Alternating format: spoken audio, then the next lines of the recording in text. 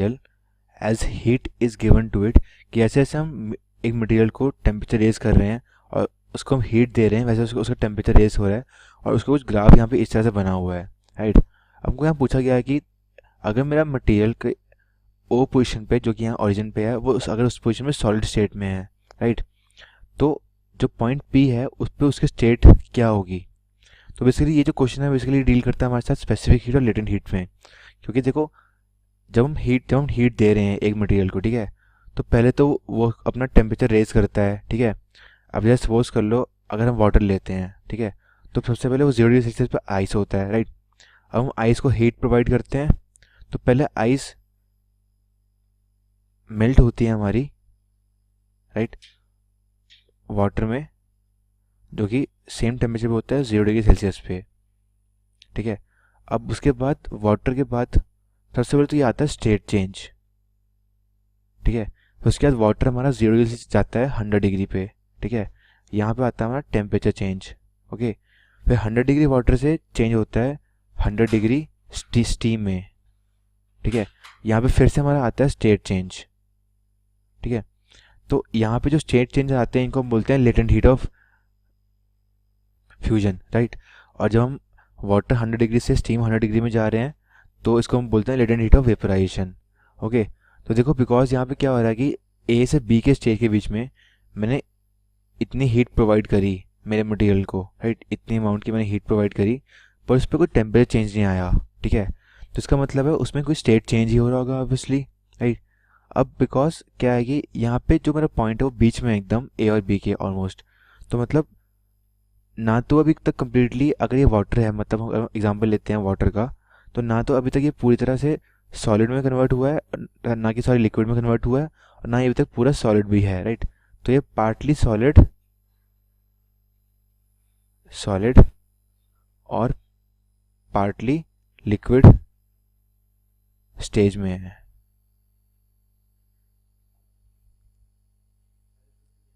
Right. तो इससे मेरा जो फाइनल सोल्यूशन है क्वेश्चन का, वो हम आंसर उसका हमारे पास ऐसा आइडल गैस, वो अबे करती है p square v equal to constant, p square v equal to constant, जो कि हम बोल सकते हैं कि एक नई डेफिनेशन ऑफ बॉयल्स लॉ हमको गिवन है, ठीक है। तो अगर हमारी gas at a temperature t and volume v है, तो अगर मैं उसको एक्सपैंड करके वॉल्यूम 2 वी कर दिया तो उसका टेम्परेचर कितना बनेगा हमसे ये पूछा गया है, ठीक है। तो देखो, अगर तो p square v equal to constant है, तो मतलब जो हमारा नया जो आइडल गैस इक्वेशन बन जाती है वो बन जाती है p v equal to n are t, अगर हम पुरानी पहले इक्वेशन यूज़ करें, ठीक है। और फिर क्या करें कि यहाँ से p की वैल्यू यूज़ करते हुए n R T upon v, ठीक है, डाल दें हम जो हमारा नया बॉयल्स लॉ है पी स्क्वेयर वी में, ठीक है। तो यहाँ से हमारे पास क्या आएगा कि एक टेम्परेचर p को एलिमिनेट करके हम टेम्परेचर और वॉल्यूम के फॉर्म में अपना एक्सप्रेशन निकाल लेंगे, जो कि आ जाएगा हमारे पास फाइनली डालने पे v times N R T upon V का whole square equal to constant, right. तो यहाँ से मेरे पास जो एक्सप्रेशन आएगा मेरा, अगर जो एन आर मेरा सपोज कांस्टेंट था बिकॉज, तो सब वो इतने नीचे चल जाएंगे, एक तो एक सम के बन जाएगा कांस्टेंट, तो आएगा t square upon v equal to some constant के, ओके। तो हम क्या करेंगे कि सिंपली हम t one square upon v one equal to t two square upon v two को यूज़ करेंगे, राइट। बिकॉज ये रेशियो हमारा दिखाया गया कि टी स्क्वायर अपॉन वी का मुझे सेम है रहा है हर, राइट। तो जब मेरा वॉल्यूम होगा 2v, v2 अगर मेरा 2v है, v1 मेरा v है, तो t2 की वैल्यू आ जाएगी मेरे पास यहाँ पे √2 टाइम्स t, जो कि मेरा रिक्वायर्ड टेम्परेचर है for the given condition. Gram of water है जिसका टेम्परेचर 25 डिग्री सेल्सियस है, और उसमें अपन क्या करते हैं 100 डिग्री अपने पास 100 ग्राम ऑफ मेरे पास क्या है आइस है, जो कि मेरे पास कहाँ पे 0 डिग्री सेल्सियस पे, उसको अपन क्या कर देते हैं इसमें मिक्स कर देते हैं। तो अपने को पूछा गया कि जो फाइनल टेम्परेचर होगा मेरे पास यहाँ पे मिक्सचर का वो कितना होगा, ये अपने को फाइंड आउट करना है डिग्री सेल्सियस में। तो इस क्वेश्चन को अपने यहाँ पे सॉल्व करना स्टार्ट करते हैं। तो सबसे पहले मेरे पास क्वेश्चन में क्या गिवन है, अपने पास यहाँ पे दो डिफरेंट कंटेनर मान लेते हैं। मेरे पास एक पहला कंटेनर है, सिमिलरली मेरे पास एक दूसरा कंटेनर है, दो कंटेनर मेरे पास यहाँ पे। पहले कंटेनर मेरे पास क्या है यहाँ पे वाटर है, मेरे पास यहाँ पे इसमें वाटर है, और जो वाटर का टेम्परेचर मेरे पास है वो कितना है, वो है 25 डिग्री सेल्सियस। दूसरे मेरे पास क्या है, आइस है, उसका टेम्परेचर कितना है, वो है 0 डिग्री सेल्सियस। अब अपने को क्या बोला गया यहाँ पे कि जो वाटर है उसकी क्वांटिटी कितनी है, वाटर है यहाँ पे वो है 300 ग्राम, और यहाँ मेरे पास जो आइस है उसकी क्वांटिटी कितनी है, वो है 100 ग्राम। जो आइस है उसकी क्वांटिटी यहाँ पे 100 ग्राम है। अब हमने क्या किया है, क्वेश्चन में अपने गिवन है दोनों को मिक्स किया है, तो जो फाइनल टेम्परेचर अपने को फाइंड आउट करना है। तो यहाँ पे पहले क्या होगा, आइस मेरे पास क्या है 0 डिग्री सेल्सियस पे है, तो ये किस में कन्वर्ट होगी, ये क्या करेगी, हीट एब्जॉर्ब करेगी। ये मेरे पास हीट एब्जॉर्ब करेगी क्योंकि मेरे पास का टेम्परेचर क्या है, लेस टेम्परेचर है। अपने को पता है हीट हाई टेम्परेचर से लेस टेम्परेचर की तरफ में क्या होता है, फ्लो होता है हीट का। तो यहाँ मेरे पास ये क्या होगा, ये हीट रिजेक्शन होगा, यहाँ पे हीट ही क्या करेगा, रिलीज करेगा, रिजेक्ट करेगा अपने यहाँ से। तो यहाँ पे हीट रिजेक्शन होगा, यहाँ पे हीट एब्जॉर्ब होगा। अब अपने को क्या पता है यहाँ पे कि जो आइस है वो क्या करेगी, 0 डिग्री सेल्सियस से पहले क्या करेगी, वो अपनी लेटेंट हीट गेन करेगी और किस में कन्वर्ट होगी, 0 डिग्री वाटर में। तो इसके लिए पहला प्रोसेस होगा, किस में कन्वर्ट होगी, ये होगी 0 डिग्री सेल्सियस ऑफ वाटर में कन्वर्ट होगी। और ये मेरे पास प्रोसेस हो क्या होगा, फेज चेंज प्रोसेस होगा। क्या करेगी अपना, फेज चेंज करेगी। और फेज चेंज में जो प्रोसेस होता है वो क्या होता है, वो होता है constant temperature process. Constant temperature process अपना होता है फेज चेंज। तो क्या करेगी, 0 डिग्री सेल्सियस से 0 डिग्री वाटर में कन्वर्ट होगी। तो इसके लिए जो हीट रिक्वायर्ड है मेरे पास, यहाँ मैं लिखूंगा हीट रिक्वायर्ड, उसके लिए कितनी आएगी, मैं इसको एच बोलता हूँ उसकी वैल्यू। तो मेरे पास क्या होती है mass into latent heat of fusion. मेरे पास पता है कि जो मास दे रखा है अपने पास, आइस के लिए बात कर रहा हूँ मैं यहाँ पे, तो मास ऑफ आइस अपने पास कितना गिवन है, यहाँ पे मास ऑफ जो आइस है वो अपने को 100 ग्राम गिवन है। और जो लेटेंट हीट होती है मेरे पास यहाँ पे आइस की, उसकी वैल्यू कितनी होती है, लेटेंट हीट की वैल्यू होती है आइस के लिए, वो हमारे पास होती है 80 कैलोरी पर ग्राम। इसको जूल में कन्वर्ट करेंगे आ जाएगा 80 इंटू 4.2 कैलोरी पर ग्राम। तो इसको अपन ने क्या किया, यहाँ पे जो लेटेंट हीट है उसको कैलोरी, यहाँ कैलोरी से जूल आ जाएगा अपना, यहाँ पास ये आ जाएगा जूल आ जाएगा यहाँ पे। तो मेरे पास क्या आ जाएगा, जो रिक्वायर्ड हीट है वो मैं कैलकुलेट कर लूँगा, क्या आ जाएगा, हो जाएगा मास अपने पास होता है 100 ग्राम इंटू 80 इंटू 4.2। इसको जब अपन सोल्व करेंगे यहाँ पे, तो पास जो वैल्यू मिलेगी वो अपने पास आएगी यहाँ पे 33,600 जूल। ठीक है। अब नेक्स्ट क्या है मेरे पास, यहाँ पे जो वाटर है वो कन्वर्ट होगा। अगर मैं बोलता हूँ फाइनल मान लो कि सारा कुछ 0 डिग्री वाटर में आ गया, तो अगर मेरे पास यहाँ पे वाटर है 25 डिग्री सेल्सियस, इसको 0 डिग्री मेरे पास वाटर में कन्वर्ट होने के लिए क्या करना पड़ेगा, कितनी हीट इसको क्या करनी पड़ेगी, रिजेक्ट करनी पड़ेगी। उसके लिए मैं क्या करता हूँ, फाइंड आउट कर लेता हूँ। तो जो हीट रिजेक्टेड क्या आएगी यहाँ पे, हीट रिजेक्टेड, कितनी हीट रिजेक्ट करेगा ये, तो उसके लिए क्या जाएगा मेरे पे, हो जाएगी Q इक्वल टू, यहाँ पे क्या है मेरे पास, यहाँ पे पास टेम्परेचर चेंज प्रोसेस है, यहाँ फेज चेंज नहीं हो रहा अपने पास, यहाँ पे क्या हो रहा है, टेम्परेचर वो चेंज हो रहा है। तो उसके लिए आ जाएगा MC डेल्टा T। मास कितना है यहाँ पे 300। और वाटर के पास क्या होती है, जो वाटर के लिए होती है सी वाटर होता है हमारे पास, वो होता है 1 कैलोरी पर ग्राम इंटू डिग्री सेल्सियस। इसको कन्वर्ट करूँ कितना जाएगा, 4.2 जूल में कन्वर्ट कर दूंगा, इंटू 1 हो जाएगा यहाँ पे। और यहाँ पे डेल्टा T कितना है यहाँ पे, वो है 25। तो जो वैल्यू आ जाएगी यहाँ पे हीट जो रिजेक्ट हुई होती है उसकी वैल्यू कितनी आ जाएगी 31,500 जूल। मेरे पास क्या जाएगी, हीट जो रिजेक्ट हुई उसकी वैल्यू आ जाएगी। अब यहाँ पे अपन क्या देख सकते हैं कि जो हीट रिक्वायर्ड हो कितनी है यहाँ पे 33,600। ठीक है। और जो हीट रिजेक्ट हुई कितनी है 31,500।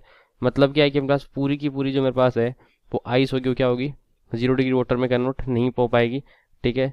मैं बोलूँगा कि तो पूरी मेरे पास आइस है वो क्या होगी 0 डिग्री वाटर में कन्वर्ट नहीं हो पाएगी।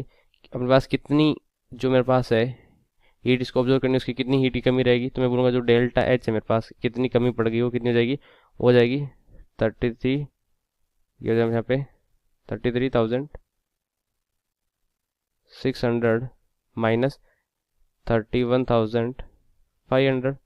तो वैल्यू कितनी आ जाएगी 2100 जूल। इतनी अगर मेरे पास एनर्जी कमी होगी, अदरवाइज मेरे पास क्या होता फाइनली किस में हो जाता, वाटर में कन्वर्ट हो जाता। अपने को पता है कि जो इसने क्या किया, पूरा हीट रिजेक्ट कर दिया इतना वाला 0 डिग्री जाने के लिए, तो मेरा ये तो पूरा पूरा किस में कन्वर्ट हो गया, जो अपना वाटर था वो 0 डिग्री वाटर में कन्वर्ट हो गया। लेकिन ये जो इतनी हीट है मेरे पास ये कम पड़ गई, इसका मतलब क्या हो गया, इतनी हीट के करस्पॉन्डिंग मेरे पास जो आइस होगी वो वाटर में कन्वर्ट नहीं हो पाएगी। ठीक है, तो मेरे पास जो इसको मैं इक्वल करूँगा एम एल के, दैट इज इक्वल टू 2100। तो यहाँ पे मेरे पास क्या आ जाएगा, एम की वैल्यू निकाल लूँगा, एल अपने को पता है कितनी है, 80 इंटू 4.2 इज इक्वल टू 2100। तो यहाँ से मेरे पास एम आ जाएगा वो कितना आ जाएगा, 2100 divide by 80 into 4.2 that is equal to 6.25 gram. तो मतलब क्या है यहाँ पे कि ये जो अपने पास पूरी आइस है उसमें से 6.2 ग्राम क्या रहेगा यहाँ पे, 6.25 ग्राम तो रहेगा वो किस में रहेगा, वो रहेगा 0 डिग्री ऑफ आइस में रहेगा, 0 डिग्री ऑफ आइस में रहेगा यहाँ पे। और जो रिमेनिंग मेरे पास रह जाएगा वो कितना रह जाएगा, 100 माइनस 6.25 जो कि मेरे पास कितना हो जाएगा, वो हो जाएगा यहाँ पे 92.75। तो मेरे पास क्या रहेगा कि जो 93.75 रहेगा, 93.75 मेरे पास जो ग्राम होगा वो किस में रहेगा, वो रहेगा 0 डिग्री ऑफ वाटर में। ठीक है, तो बस क्या रहेगा कि जो आइस है उस क्या रहेगी, अपने पास कुछ आइस रहेगी, ये मेरे पास पूरा वाटर में कन्वर्ट हो गया, और ये वाला पूरा पूरा मेरे पास 300 ग्राम है वो किस में हो गया, वो भी 0 डिग्री वाटर में कन्वर्ट हो गया। फाइनली वाटर 0 डिग्री सेल्सियस का मेरा पूरा पूरा जो 300 ग्राम है पूरा पूरा इसमें कन्वर्ट हो गया। तो मेरे पास फाइनल मिक्सचर में क्या हो जाएगा, फाइनल मिक्सचर में अगर मैं देखूंगा तो मेरे पास यहाँ पे होगा कि जो 300 ग्राम वाटर का था, 300 ग्राम वाटर प्लस इधर से कितना कन्वर्ट हुआ 300 प्लस हो जाएगा मुझे पे 93.75। तो मेरे पास क्या हो जाएगा, ये हो जाएगा 393.75 ग्राम क्या रहेगा, 0 डिग्री सेल्सियस पे वाटर रहेगा। और बाकी जो अपने पास बचा हुआ, अपने पास कितना है बचा हुआ, अपने पास यहाँ पे 6.25 है, 6.25 ग्राम रहेगा, वो रहेगा 0 डिग्री ऑफ आइस में रहेगा मेरे पास। ये मिक्सचर में आ गया हमसे यहाँ पे। तो अगर आपने पूछा कि फाइनल टेम्परेचर क्या होगा, तो टेम्परेचर तो अपने पास क्या रहेगा 0 डिग्री रहेगा। अगर मैं बोलूँ कि फाइनल टेम्परेचर क्या रहेगा सिस्टम का, जो अपने पास मिक्सचर का हो, तो 0 डिग्री सेल्सियस रहेगा। लेकिन उसमें मिक्सचर होगा, वाटर भी होगा, उसमें आइस भी होगा, 0 डिग्री पे वाटर भी होगा, 0 डिग्री पे आइस भी होगी अपने पास यहाँ पे। तो ये अपने इस क्वेश्चन का आंसर हो जाएगा कि फाइनल जो टेम्परेचर रहना वो क्या रहना है 0 डिग्री सेल्सियस। लेकिन जो मिक्सचर है उसमें क्या रहेगा अपने पास, वाटर भी रहेगा और आइस भी रहेगी। Thank you students. The distance of the center of the sun from the surface of the earth is 1.5 into 10 raised to power 11 meter and the radius of the sun is 7 into 10 raised to power 8 meter. Treating the sun as a black body, it flows from the above data that its surface temperature is Kelvin in. Okay, तो यहाँ पे देखो जो अर्थ है वो receive कर रहा है इसका जो सरफेस रेडिएशन है from the sun at the rate of 1400 watt per metre square, और जो डिस्टेंस है हमारा सेंटर ऑफ द सन से from the surface of the earth का वो 1.5 into 10 raise to power 11 given है, और रेडियस ऑफ द सन यहाँ पे गिवन है। तो जो सन है उसको हमने ब्लैक बॉडी की तरह ट्रीट किया है। तो यहाँ पे हमें सरफेस ऑफ द टेम्परेचर बताना है क्या होगा। सो अब यहाँ पे देखो लाइक दिस कि ये यहाँ पे हमारा सन है, ओके, और यहाँ पे सन का रेडियस गिवन है, यहाँ पे ये सन का रेडियस गिवन है कितना 7 into 10 raise to power 8 metre. Okay, ये रेडियस हो गया यहाँ पे सन का, r is equal to 7 into में 10 रेज़ टू पावर 8 मीटर। और यहाँ पे देखो ये सरफेस हो गया अर्थ का, और यहाँ पे ये जो डिस्टेंस गिवन है हमें सेंटर ऑफ द सन से अर्थ के सरफेस तक का, ये डिस्टेंस भी गिवन है। लेट इट कॉल भी d is equal to distance कितना गिवन है 1.5 इंटू में 10 raise to power 11 metre. Okay, तो ये डिस्टेंस हमें गिवन है d, और यहाँ पे ये रेडियस ऑफ द सन है। ओके, तो यहाँ पे देखो जो रेडिएशन अर्थ रिसीव कर रहा है यहाँ पे, तो वो किसकी फॉर्म में रिसीव कर रहा होगा, एनर्जी की फॉर्म में रिसीव कर रहा होगा। तो यहाँ पे जो पावर है मेरी, मतलब कि रेट ऑफ है जो कि अर्थ यहाँ पे रेडिएशन रिसीव कर रहा है वो कितना है 1400 वोट पर मीटर स्क्वायर। तो यहाँ पे देखो जो एनर्जी है पर यूनिट एरिया और पर सेकंड की अगर मैं बात करूँ तो E इज इक्वल टू, देखो स्टीफन कांस्टेंट से हमें पता है कि E इज इक्वल टू क्या होता है सिग्मा टी की पावर 4। तो यहाँ पे मुझे टेम्परेचर फाइंड आउट करना है कितना होगा। तो यहाँ पे देखो सबसे पहले हम एनर्जी को कैलकुलेट करेंगे कि एनर्जी पर यूनिट एरिया क्या होगी, एनर्जी पर यूनिट एरिया। ओके, तो यहाँ पे देखो एनर्जी पर यूनिट एरिया की अगर मैं बात करूँ यहाँ पे, तो E इज इक्वल टू यहाँ पे आ जाएगा मेरा ये पावर जो कि रिसीव कर रहा है अर्थ सरफेस 1400 कितने रेट से, 1400 वोल्ट पर मीटर स्क्वायर से। ओके, और इनटू में एरिया। अब एरिया की कैसे फाइंड आउट करेंगे, तो ये डिस्टेंस हमें गिवन है, तो ये स्फेरिकल फॉर्म में है, तो 4 पाई आर स्क्वायर मतलब कि 4 पाई डी स्क्वायर। ओके, सो जो कि रेडिएशन हमें कहाँ से मिला है, अर्थ से मिल रहा है, तो 1400 इंटू में 4 पाई, और ये डिस्टेंस कितना गिवन है 1.5 इंटू में 10⁻11 का होल स्क्वायर। ओके, तो इतना एनर्जी जो कि अर्थ यहाँ पे हमारा रिसीव करा है। अगर मैं एनर्जी जो कि यहाँ से सन से हमारी रेडिएट हो रही है, अगर पर यूनिट एरिया की अगर मैं बात करूं, तो यहाँ पे per unit area on the sun, मतलब कि सन का जो एरिया होगा उससे रेडिएट हो रही होगी एनर्जी, तो एनर्जी रेडिएटेड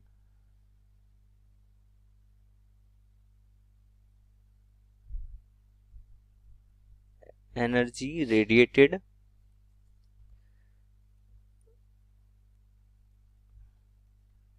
एनर्जी रेडिएटेड पर यूनिट एरिया